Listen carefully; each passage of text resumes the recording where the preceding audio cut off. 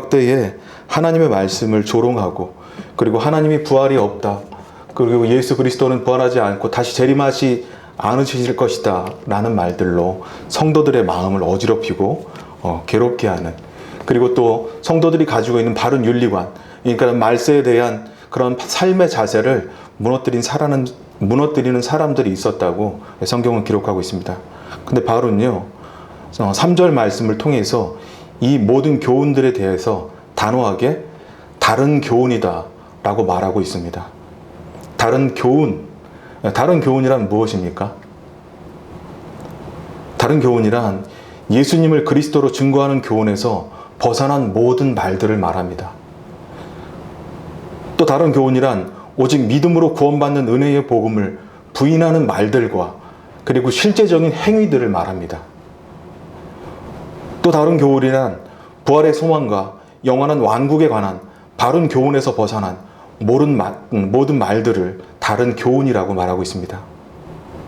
4절을 보면요, 이처럼 하나님의 경륜을 이름보다 도리어 변론을 내는 다른 말들을 다른 교훈이라고 하고 있습니다. 특별히 바울은 19절 말씀을 통해서 이들을 향해서 믿음이 파손된 사람이다 라는 표현을 사용하고 있습니다.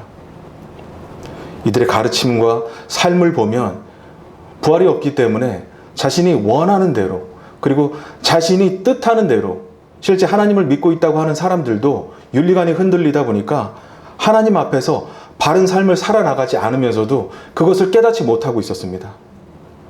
바울은 이런 가르침과 삶에 대해서 주의할 것을 경고하고 있습니다. 왜냐하면 저희들도 그런 믿음 가운데, 그런 파산한 믿음 가운데 생활할 수 있기 때문에, 그렇기 때문에 바울은 이렇게 교훈하고 있습니다. 특별히 이들의 믿음이 파손된 이유가 무엇이냐면, 그들은 개인적인 경험과 이교도적인 생활의 철학을 진리로 받아들이려 했기 때문이다 라고 기록하고 있는데요, 그 중에서 가장 큰 문제는 부활이 없다는 주장이었습니다.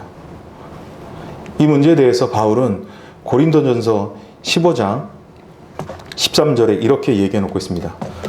만일 죽은 자의 부활이 없으면 그리스도도 다시 살아나지 못하셨으리라.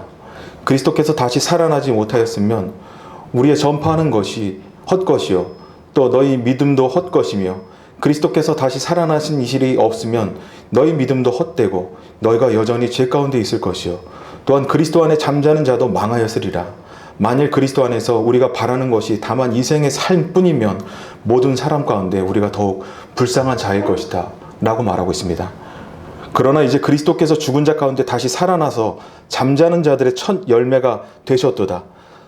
사망이 한 사람으로 말미암았으니 죽은 자들의 부활도 한 사람으로 말미암는도다. 아담 안에서 모든 사람이 죽은 것 같이 그리스도 안에서 모든 사람이 새 삶을 얻으리라 라고 하나님께서 이야기하고 계십니다. 그리고 이렇게 교훈함으로 말미암아서 부활에 대한 교훈들이 잘못됐다라고 바울은 이야기하고 있습니다. 그리고 이들의 부활이 없다는 사상은 실제 삶에 어떤 모양으로 나타났냐면 5절에 보면 그 내용을 알 수 있습니다. 청결한 마음과 선한 양심과 거짓이 없는 믿음에서 나오는 사랑의 마음을 상실시켜 버렸다는 겁니다. 부활이 없는 신앙은요, 청결하게 살고자 하는 마음의 양심을 소멸시켜 버립니다. 왜? 부활이 없기 때문에요. 뭐하러 선한 양심을 갖고 살아갑니까? 마트에 가서 부활이 없고 이 삶이 끝이라면은 그냥 물건 같은 것들 그냥 훔쳐도 크게 양심에 거리낌이 없을 거예요. 그렇죠? 청결한 마음, 왜 청결한 마음을 갖고 삽니까? 마음 안에서 일어나는 그러한 모든 악독한 것들, 불의한 것들, 추악한 것들, 음란한 것들을 자제하지 않고 그냥 있는 대로 살아갈, 하나님 없는 삶, 그런 삶을 살아갈 것입니다. 부활의 소망이 잘못됐다, 그리고 부활의 믿음이 지나갔다라고 하는 자들의 교훈이 이렇게 잘못됐다라고 바울은 얘기하고 있습니다. 그리고 그들의 실제적인 삶이 데살로니가전서 후서 3장을 보면 이렇게 잘못됐다고 말씀하고 있습니다. 그들은 이 땅의 삶이 전부이며 죽으면 끝이다라는 생각들에 사로잡혀서 무의도식하면서 삶을 나태하게 낭비하고 교회 안에 여러 가지 문제를 일으켰습니다. 우리가 들은즉 너희 가운데 게으르게 행하여 도무지 일하지 아니하고 이를 만들기만 하는 자들이 있다 하니 이런 자들에게 우리가 명하고 주 예수 그리스도 안에서 권하기를 조용히 일하여 자기 양식을 먹으라. 네. 또 부활이 없다고 주장하는 자들의 두 번째 잘못된 행동은요, 그노시스주의, 영지주의라는 이단 사상을 갖게 한다는 것입니다. 오늘날 영지주의와 비슷한 주장을 펼치는 종교들이 많은데요, 그 중에 여호와의 증인이 대표적이라고 할 수 있을 것 같습니다. 그들은 죽으면 끝이고 이 땅의 삶이 어떠하든지 죽은 자는 아무것도 모르고 소멸한다고 주장합니다. 예, 저희 아시는 분은 아시겠지만 아버님께서 여호와의 증인으로 평생을 사셨습니다. 그리고 그들의 또 다른 논리는 뭐냐면, 그렇다면 부활을 얻기 위해서, 영원한 생명을 얻기 위해서는 어떻게 해야 되느냐? 헌신적인 노력을 통해서 선택받은 자의 수 14만 4천에 들어가야 한다고 주장한다는 것입니다. 한마디로 그들의 모든 구원과는 예수 그리스도를 철저히 배제한 행위에 기초한 믿음을 두고 있다는 것이죠. 보통 그들이 이 구원을 얻기 위해서 행하는 삶의 기준표를 보면은 일주일에 72시간 정도를 전도하는 데 활용을 해야 된다는 기준표가 있더라고요. 아버님한테 제가 그 얘기를 들었고, 또 아버님한테 제가 여쭤봤어요. 아버지, 그렇게 열심히 수고하고 노력하시는데 14만 4천이라는 수에 들어가실 수 있으세요? 라고 여쭤보니까 아버님께서 말씀하시더라고요. 아니, 나는 아직 부족해. 그러면 그렇게 열심히 노력하는 이유가 뭐예요?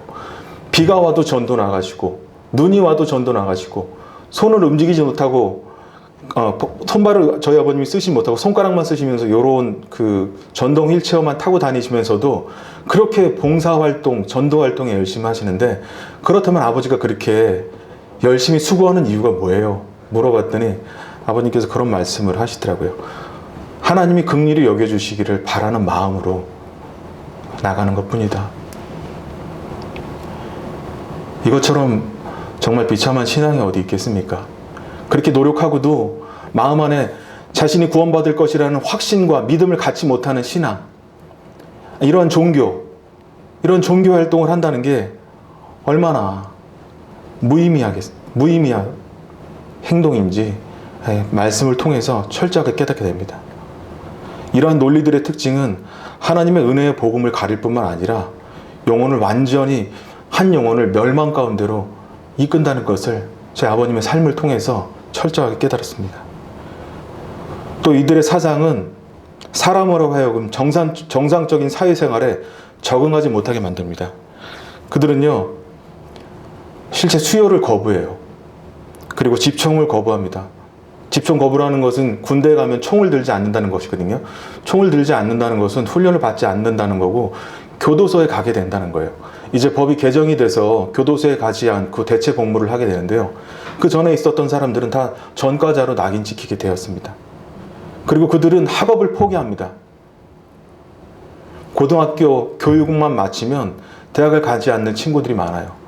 왜냐하면 열심히 전도 활동을 통해서 하나님을 증거하는 것이 중요한 것이지, 이 땅의 삶은 중요하지 않게 여기거든요. 그리고 그들은 사회와 단절된 생활들을 통해서 율법의 완성을 이루려고 합니다. 하지만 그들은 자기가 확증하는 것도 깨닫지 못하는, 그리고 자기가 알고 있는 믿음도 확정하지 못하는 그러한 생활 가운데 있다는 것을 저희 아버님의 삶을 통해서 철저하게 깨닫고, 그리고 또 몇몇 분들과 전도함을 통해서 교제를 통해 나눠봤어도 대답을 못해요. 부활이 없다는 사상이 얼마나 헛된 것인지, 그리고 부활을 얻기 위해서 육신적인 열심을 갖고 살아야 된다는 그러한 믿음이 얼마나 잘못된 것인지에 대해서 주님이 깨닫게 하십니다. 우리도 부활에 관해서 믿음의 기초가 없으면 이러한 비진리들에 빠져서 얼마든지 파손된 믿음 가운데 머물 수 있다고 주님께서 교훈을 주십니다. 그렇다면 바울과 디모데가 가졌고 또 여러 세대를 거쳐서 오늘날 우리에게 전해진 객관적인 믿음이란 어떤 것인가? 신앙의 가장 기초적이면서도 생명과도 같은 믿음의 본질은 무엇인가? 바울은 그 믿음의 본질을 갈라디아서 5장 5절을 통해서 이렇게 기록하고 있습니다. 우리가 성령으로 믿음을 따라 의의 소망을 기다린다. 이 말씀은 곧 성도가 예수님을 구원의 주님으로 영접할 때 성령님이 마음 중심 가운데 임하시고 믿음을 갖게 하시는데, 그 믿음은 최종적으로 의의 소망을 기다리게 하신다라고 증거하고 있습니다. 그렇다면 아버지 하나님이 인정하시는, 그 거룩하신 공의의 하나님이 인정하시는 그 의로움이란 무엇인가? 그 의로움을 통해서 성도에게 주시는 소망이란 무엇인가? 성경은 그 답을 요한복음 16장 10절을 통해서 예수님이 직접 말씀해 주고 계십니다. 의에 대하여라 함은 내가 아버지께로 가는 것이요 라고 말씀해 주십니다. 예수님은 아버지께로 가셔서 의로움의 길이 열리게 해주셨습니다. 그리고 그것이 의로움을 열 수 있는 길이라고 제자들에게 말씀해 주셨습니다. 예수님이 어떻게 하나님 앞에 가셨습니까? 예수님은 충분히 하나님 앞에 가실 만한 능력이 있으신 분이십시오. 근데 예수님이 하나님 앞에 가신 길이 있어요. 어떻게 가셨죠? 아버지의 뜻에 따라서 죽으셔야만 했습니다. 그것이 아버지의 뜻이었고, 우리를 향한 하나님의 사랑이셨고, 또 우리를 향한 본이셨습니다. 그리고 사망을 이기시고 죽으실 뿐만 아니라 부활하셔서 거룩한 아버지 하나님 보좌 우편에 좌정하셔서 지금 안식하고 계십니다. 이 뜻은 무엇을 뜻합니까? 이 뜻은 곧 부활이 하나님 앞에 의롭다 하는 증거가 된다는 강력한 교훈을 담고 있다. 성경은 이렇게 이야기하고 있습니다. 그러므로 온전한 의로움이란 하나님 보좌 우편의 영광의 자리까지 이르는 것이다. 예수님은 말씀하셨고, 실제로 그러한 믿음의 최종적인 모범을 그의 제자들과 더불어서 디모데, 그리고 현재의 우리와 미래의 성도들에게까지 모범으로 보여주시고 계신 겁니다. 예수님이 이 땅에서 많은 모범을 보여주셨습니다. 새벽 미명에 일어나셔서 아버지의 뜻을 따랐던 모범, 또 병자를 치유하셨던 모범, 귀신을 쫓아내셨던 모범, 죄인들을 사랑하신 모범, 말씀을 삶으로 실천하셨던 모범, 여러 가지 삶의 모범을 통해서 아버지의 뜻을 보여주셨는데요. 근데 예수님께서 이 땅에서 제자들에게 보여주신 최종적인 모범이 있으셨어요. 그건 곧 부활과 승천이셨습니다. 그러므로 객관적인 믿음이란 성도가 의롭게 돼서 아버지께 가는 것, 곧 예수님과 같이 하나님 보좌 우편으로 가서 첫째 부활의 영광에 참여할 수 있는 믿음을 갖고 주어진 삶의 모든 순간을 사는 것이 객관적인 믿음을 가진 성도의 삶이다라고 성경은 기록하고 있습니다. 이것이 가장 단순하면서 고상하고 완전하면서 거룩하고 객관적인 믿음의 길이다라고 성경은 기록하고 있습니다. 바울은 지금 성령으로 난 믿음은 이러한 의의 소망을 바라보게 하고 그것을 따르고 증거하는 삶을 산다고 가르쳐주고 있는 것입니다. 주님은 지금 바울을 통해서 이 죽음과 부활의 소망을 믿고 사는 삶이야말로 그 어떤 철학보다 고상하고 가치 있으며 수고스럽지 않고 완전한 진리 중에 진리이다 라고 교훈하고 있는 것입니다.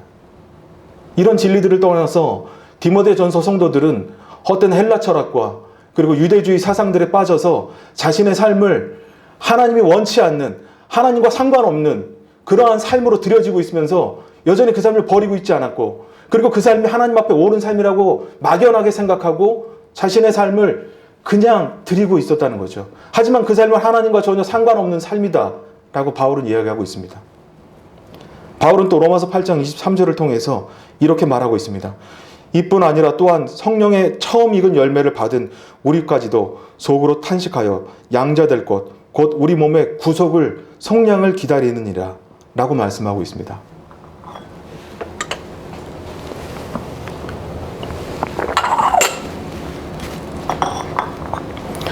성령의 처음 익은 열매는 곧 우리 주 예수 그리스도를 증명하고 있죠. 처음 열매가 익었다는 것은요, 다음 열매가 열릴 것이다 라는 증표입니다. 근데 더 중요한 구절은 우리까지도 몸의 구속을 기다린다라고 얘기하고 있습니다. 몸의 구속이 무엇입니까? 빌립보서 3장 21절을 보면은 우리의 낮은 몸을 자기 몸의 영광의 몸의 형체와 같이 변하게 해주시는 것이 곧 몸의 구속이라고 사도 바울은 이야기하고 있는 것입니다. 베드로 사도 또한 베드로전서 1장 9절을 통해서 믿음의 결국 곧 영혼의 구원을 받음이다 말함으로써 믿음의 결국은 부활하신 예수님이 가신 영광의 자리까지 이르시는 것이다 라고 말씀하십니다. 그러므로 내가 믿음 안에 지금 살아가고 있느냐 그렇지 않느냐 분별할 수 있는 시금석은 이 부활의 소망을 갖고 사느냐 그렇지 않느냐에 달려있다는 것이죠. 초대교회 성도들은 이 부활의 소망을 믿었고 기꺼이 자신의 모든 삶을 하나님 앞에 내어드렸습니다. 부활의 소망을 믿고 사는 삶이란 그냥 단순히 하나님이 오시고 예수 그리스도가 나를 위해서 죽으셨기 때문에 그것을 믿는 믿음을 갖고 하나님이 오시기만을 기다리는 것이 아니라 철저하게 자기 자신을 하나님 앞에 내어놓는 것이다 라고 바울은 이야기하고 있습니다. 히브리서 3장 35절과 38절을 보면요, 그 믿음을 가진 성도들은 이렇게 살았습니다. 어떤 이들은 저 좋은 부활을 얻고자 하여 심한 고문을 받되 구차히 풀려나기를 원하지 아니하였고, 또 어떤 이들은 조롱과 채찍질 뿐 아니라 결박과 옥에 갇히는 시련도 받았으며 돌로 치는 것과 톱으로 켜는 것과 시험과 칼로 죽임을 당하고 양과 염소의 가죽을 입고 유리하여 궁핍과 환난과 학대를 받았으니 이런 사람은 세상에 감당하지 못하였으리라. 부활의 믿음을 갖는 신앙이 이런 것이다 라고 바울은 얘기하고 있습니다. 부활의 소망을 믿는다는 것은 이런 믿음과 삶을 발휘하는 것이다 라고 성경은 기록해 놓고 있습니다. 어리석고 무식한 변론을 버리고 세상의 작은 낯과 일상의 주님을 등지지 아니하고 삼위 하나님께서 주시는 객관적인 믿음, 곧 부활의 소망을 따라서 삶을 사는 성도가 참된 믿음을 소유한 성도라고 주님께서 지금 말씀으로 교훈하고 있는 것입니다. 부활의 소망을 믿는 성도에게 나쁜 일이 없다는 것이 아니다라는 것을 주님 분명하게 얘기하고 있습니다. 성도들에게 나쁜 일이 없다는 것이 아니에요. 그렇지만 원수들 가운데 쉼, 곧 안식을 누릴 수 있는 믿음이 바로 부활의 소망이 있기 때문에 그 약속 안에서 쉼을 누릴 그 소망이 있기 때문에 우리는 하나님 앞에 감사하다는 것입니다. 구원받고 나서 여전히 우리들 가운데 정죄받을 만한 것들이 있지만, 그러나 그것들이 우리를 파멸시키지 못할 것은 우리 주 예수 그리스도의 완전하신 은혜와 성령님의 거룩한 인치심 속에 이 부활의 소망을 함께 주셨기 때문에 우리가 하나님 앞에서 온전하게 이 땅을 살아갈 수 있다는 거죠. 여전히 우리는 하나님 앞에서 우리가 정죄받을 만한 것들을 발견하지만, 그렇지만 우리 주 예수 그리스도의 그 은혜로 말미암아서 감사하는 것입니다.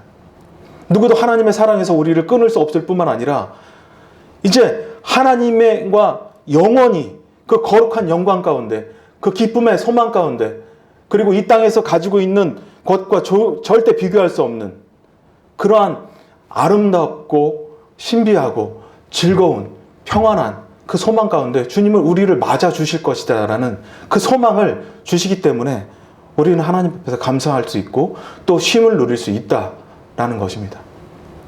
그것이 우리에게서 나오는 것이 아니라 모두 예수 그리스도의 은혜이다 라고 말하고 있습니다. 사탄은 우리가 가지고 있는 이 부활의 믿음을 소멸시키기 위해서 쉼없이 인생의 문제들을 보냅니다. 저는 이것들에 저뿐만 아니라 성도님들이 주의하셨으면 하는 바람들이 있습니다. 사탄이 주는 문제들에 빠지다가 보면요, 우리는 어떻게 될까요? 늙어갈 뿐입니다. 사탄이 주는 인생의 숙제를 풀기 위해서 매일 숙제만 하다가, 노동만 하다가, 일만 하다가 삶을 낭비하게 되는 거죠. 사탄의 그러한 속임과 협박에 우리는 속지 않고 우리 주 예수 그리스도를 바라보면서 우리 주 예수 그리스도를 기뻐하면서 그분이 우리에게 준비하신 부활의 소망을 증거하면서 우리가 속한 모든 곳을 그리스도와 되게 만드는 일에 열심을 내고 성령과 더불어서 증거하는, 그래서 영광의 보상을 받는 저와 성도님들이 되셨으면 좋겠습니다. 두 번째, 이 디모데 에베소 교회에 있는 문제인데요. 4절에 보면은 신화와 끝없는 족보의 문제였습니다. 신화란 근거 없이 내려오는 꾸며낸 이야기를 말하는데요. 이러한 이야기는 구전을 통해서 내려오는 인간의 흥미를 끄는 말들. 그러니까 옛날 사람들이 말로 하면은 옛날 얘기죠. 옛날 얘기. 제가 아이들한테 옛날 얘기를 굉장히 많이 자주 해주는데 되게 좋아하더라고요. 근데 어른들도 마찬가지였고 어떤 것 같고 그 시대 사람들도 그러한 일들에 대해서 굉장히 흥미를 끌었던 것 같습니다. 근데 이러한 말들은 영적으로 아무 유익을 주지 못하는 것들입니다. 그리고 당시 헬라 철학과 그 속임들을 베푼 또 그것들에서 파생된 것들은 아주 음란하고 저급한 문화였다라는 것이 그 실체입니다. 그러면 오늘날 헬라 철학과 같은 지식의 창은 저희들의 마음을 끄는 것들은 어떤 것들이 있을까요? 끝없이 인간 본성의 욕망과 쓸모없는 철학들로 사람과 성도들의 마음, 그리고 또 물질과 시간을 빼앗는 말씀으로부터 멀어지게 하는 이런 사상들은 어떤 것이 있습니까? 어디로부터 나온다는 말이 더 정확할 것 같은데요. 저는 개인적으로 스마트폰이라고 생각을 합니다. 폰 안에 있는 각종 앱들, 페이스북, 유튜브, 틱톡, 아프리카, 구글, 네이버, 다음, 보배, 다양한 앱과 클럽들과 게임들이 오늘날 헬라 철학을 대신하는 그러한 창이 아닌가 라는 생각을 해보게 됩니다. 이러한 세속적인 문화들에 몰두하다 보면 시간과 삶을 낭비할 뿐입니다. 우리 각자를 향한 하나님의 경륜을 지체시키고 늦추게 할 뿐입니다. 예전에는 그랬어요. 우리가 어떻게 하루 종일 그러면 말씀만 보고 살아요 라고 생각을 했는데 이 핸드폰이 있고 나서 제가 그것에 대해서 충분히 그럴 수 있다라는 생각을 해보게 됐어요. 무슨 생각이냐면 사람들은 끊임없이 이 핸드폰을 손에서 놓지 않아요. 어떤 형제님께서 사람들은 한 손을 뺏기고 산다라는 표현을 쓰셨는데, 업체한테, 기업한테 뺏기고 산다라는 그런 표현을 쓰셨는데 그 말이 맞다라는 생각이 듭니다. 한 손은 삼성한테, 한 손은 LG한테, 또 한 손은 아이폰한테. 예. 놓지 못하고 자기 전까지 뺏기는 거예요. 오늘날 우리 시대의 영적인 전쟁은 이런 세속화된 문화들 속에서 하나님의 말씀과 성령의 인도함을 따라서 왕국의 문화로 치열하게 자신을 지켜내는 것이다. 왕국의 문화를 갖고 자신을 지켜내는 것이 오늘날 우리가 가져야 될 영적인 싸움이다. 과거처럼 톱으로 켜는 것과 그리고 못에 박히는 것과 그리고 환난 당하는 것도 없지만 어느 시대보다 가장 강력한 그런 흐름의 문화의 흐름 속에, 빠른 문화의 흐름 속에 살고 있는 것이 저희 세대의 세상입니다. 예전 세대 사람들은요, 잠잠히 생각해 볼 수 있는 시간이 있었어요. 근데 지금은 한순간도 이 생각을 뺏기지 않는 시대가 없이 살고 있습니다. 네. 다음은 족보 문제입니다. 족보 문제란 무엇입니까? 하나님이 정하신 혈통, 아브라함과 이삭과 야곱을 거쳐서 모세와 다윗의 혈통이신 예수 그리스도를 이을 족보를 따지면서 율법이 선생이 되려 했던 자들의 문제인데요. 그들은 하나님의 말씀인 성경을 이익의 재료로 사용했던 것 같습니다. 신명기 23장 3절을 보면요, 암몬 사람과 모압 사람은 여호와의 총회에 들어오지 못하리니 그들에게 속한 자는 10대뿐 아니라 영원히 여호와의 총회에 들어오지 못하리라. 아마 이런 족보 문제를 따졌던 그 구원받은 성도들은 유대인이나 헬라인들이 아니었을 것 같아요. 유대인들이었다는 생각이 듭니다. 근데 바울은 이러한 족보 문제에 대해서 6, 7절에 이렇게 말하고 있습니다. 헛된 말이다. 헛된 말이란 율법의 근본 계명인 사랑이 없는 행동을 깨닫지 못하고 있는 그들의 아둔함을 지적하고 있는 말입니다. 그들은 신앙의 기초적이면서도 생명과도 같은 믿음의 본질인 사랑을 잃어버렸습니다.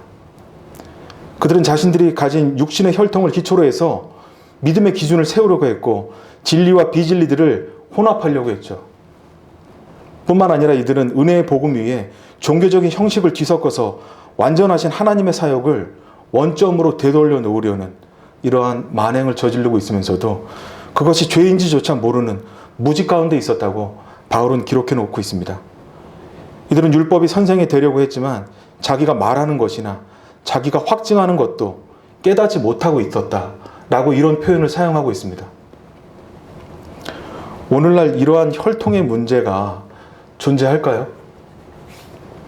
네, 저는 존재한다고 봅니다.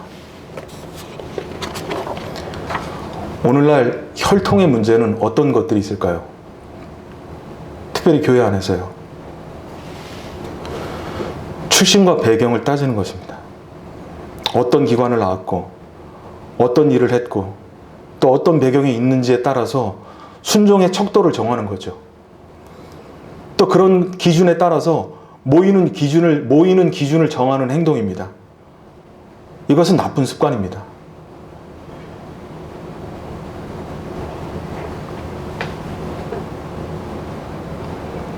이것은 율법의 선생이 되려는 행동입니다. 이러한 행동은 또 이러한 나쁜 습관은 하나님은 버려야 한다고 분명하게 말씀하고 있습니다. 사람은 모두 하나님의 형상으로 만들었기 때문에 그렇기 때문에 모두가 존귀한 자들이란 사실을 우리는 알아야 됩니다. 특별히 하나님의 교회 안에서 성도들은 더욱더 그러해야 한다고 하나님은 말씀하고 있습니다. 예수 그리스도를 믿음으로 말미암는 모든 믿는 자에게 미치는 하나님의 의인이 차별이 없는 의로움이다. 로마서 3장 22절에 이렇게 말씀하고 있는데요. 예, 그렇습니다. 성도는 모두 예수 그리스도 안에서 약속의 자녀이면서 소망의 자녀이기 때문에 어떠한 차별도 있어서는 안 됩니다. 믿음이 파선한 자들은 이 복음의 기초적인 진리를 간과했기 때문에 믿음이 파선됐다고 말씀하고 있습니다.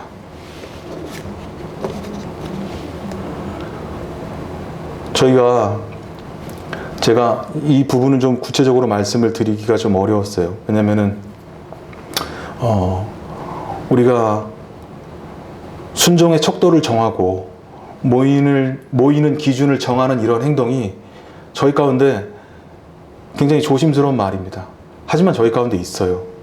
분명히 있습니다.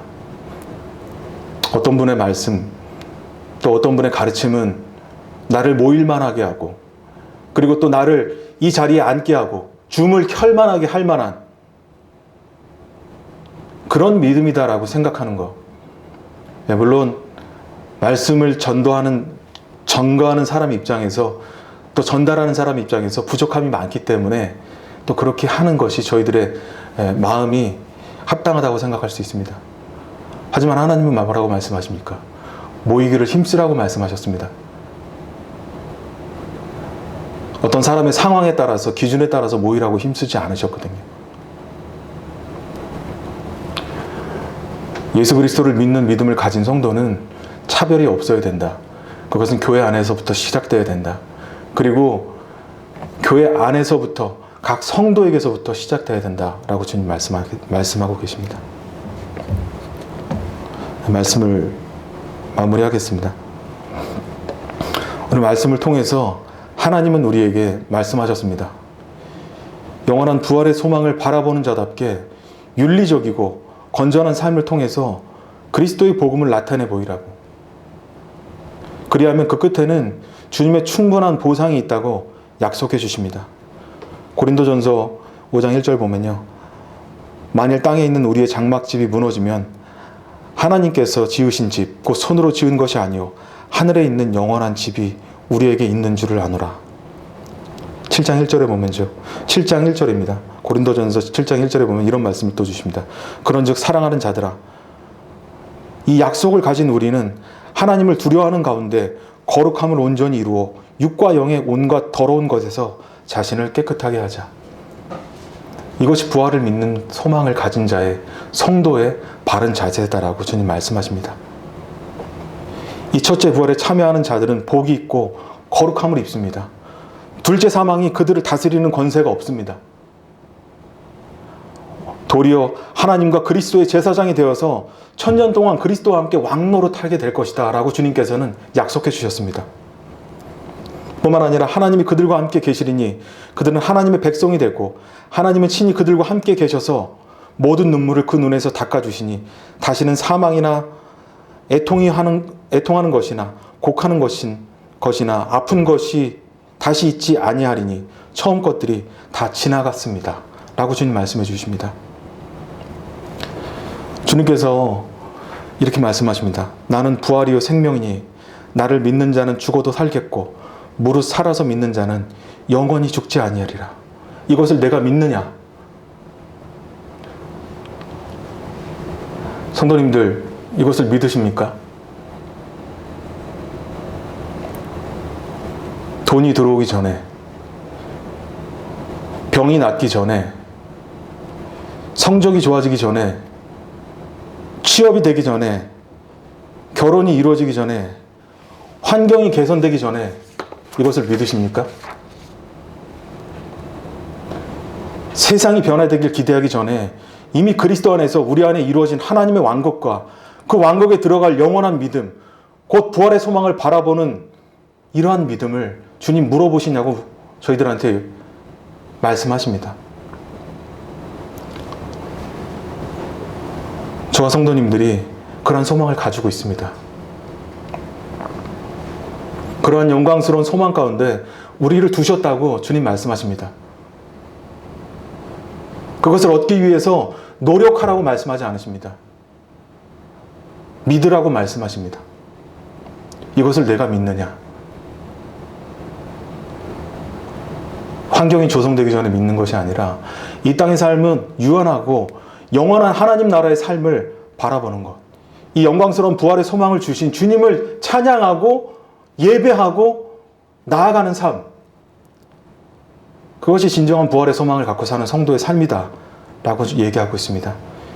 이 소망 안에서 나와 예수님과 우리 한몸된 지체들이 기쁨과 소망 가운데 충만해지기를 바라는 마음이 있습니다. 네, 기도하겠습니다.